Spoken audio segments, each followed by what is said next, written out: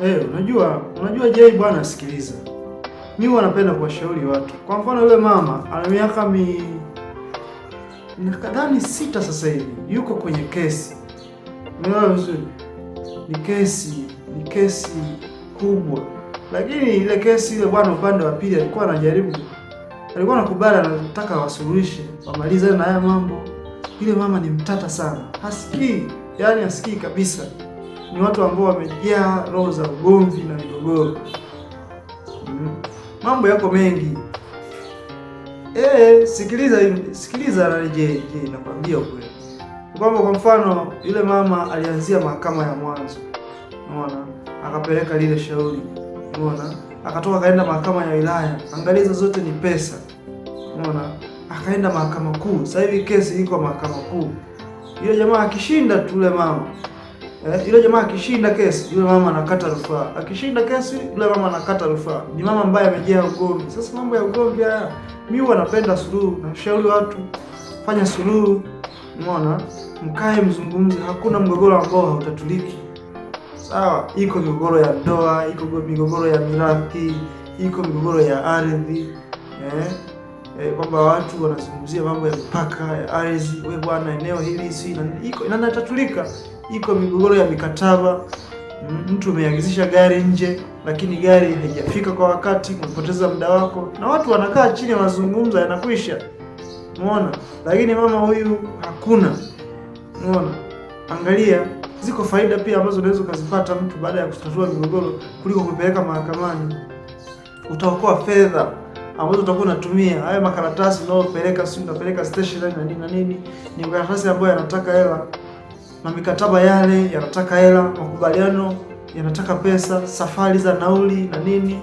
Lakini pia unakuwa unapunguza stress, uko msongo wa mawazo, unakuwa unawaza muda wote, kesi haiishi. Unakaa unawaza tu kesi, mambo mengine yote ufanye, umesimamisha shughuli zako, wewe unawaza kesi tu. Unahangaika na kesi. Umetoka mahakama ya mwanzo, umekwenda mahakama ya wilaya, hayo umeshinda kesi, jamaa amerusha, amekata rufaa, mapeleka mahakama kuu kesi. Na sasa hivi kuna mahakama nyingine kutoka mahakama kuu, kuna rufaa, mahakama ya rufaa ipo, lakini iko nyingine mahakama ya juu zaidi. Sasa wewe utamaliza mahakama zote? Huwezi kumaliza mahakama zote. Unapeleka makesi mahakama. Huo muda unaotumia umekaa kwenye maofisi ya watu, unapigwa tarehe, unakuwa kwenye msongo wa mawazo. Lakini pia ukiwa unaweza ukatatua mambo haya kwa huyo mtu ambaye uko naye mgogoro, utapunguza pia ile ya mali yako unayoigombania. Ile mali hujai kuona majumba ambayo yamekuwa restricted. Hakuna kuuza, hakuna kuishi. Ni jumba liko tu, limeshakuwa golf, miaka kibao linahangaika na pesa. Umeelewa vizuri? Lakini pia utakuwa na mahusiano mazuri. Ukishatatua mgogoro haiwezi kuishia hapo. Na watu wanaokuzunguka pia kwenye jamii hiyo ambao changamoto ipo, nao pia wataona ni wa maana sana. Wataona ni watu wa maana sana. Hakuna ushujaa kwenye habari ya kutatua ukisema na mambo ya mahakama. Hakuna ushujaa. Lakini pia utaokoa siri, kutunza siri yako. Ukiwa na mtu kwenye ndoa, unataka kutarifiana, si mambo yamekuwa labda hiki na hiki. Mwenzako atafika kule, atasema anachojisikia, kwa sababu mahakamani unataka utoe kile unachokijua. Umeelewa vizuri? Useme kile chochote unachokijua kuhusu hiyo jambo. It means wewe unakaa upande wa shahidi, na kuna mashahidi wengine watafia njiani, mtu anakufa, shahidi yule mtegemea anakufa. Mambo ni mengi sana kwa mambo ya mahakama. Sasa atatoka pale, atasema wewe bwana, huyu haniingizishi kitandani. Unaona vitu kama hivyo. Lakini mngekaa pale pamoja, mkachukua hilo tatizo badala ya kupiga hatua ya huko mbele. Wako viongozi pia kwenye maeneo mnayokaa. Kuna watendaji, kuna wajumbe, kuna wanani. Wako pia ndugu, jamaa na marafiki, mnaweza mkawaita kuliko kufika stage za juu za mahakama, kukimbilia mahakamani. Mnatatua yenyewe, mambo yanaisha.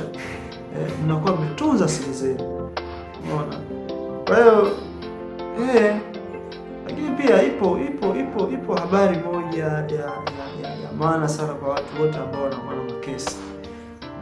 Iko habari moja ya watu ambao wanakuwa na makesi. Kuna namna fulani unapata roho mbaya sana ile ya kuna kitu kitu kinakwambia kana kwamba wewe ni kama ume give up fulani. Yaani wewe ukikubali kushinda hii kesi, unaona kabisa una dalili za kushinda. Wewe hawezi kushinda hii kesi. Kuna roho kama hizo zinakuwa zinajitokeza, fikra kama hizo zinakuja. Umeona? Wewe unataka uzishinde. Wewe ni shujaa.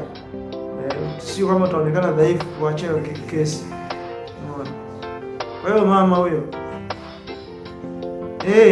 ana miaka 6 sasa hivi anahangaika na kesi. Miaka 6 yuko kwenye kesi bwana. Kesi haiishi. Miaka 6. Haya, wewe zungumza naye. Ongea naye. Naweza kukusikiliza pia kwa sababu anakutajika sana kwenye mambo yake mengi. Kwa hiyo anaweza kukuelewa pia. Asante, shukrani.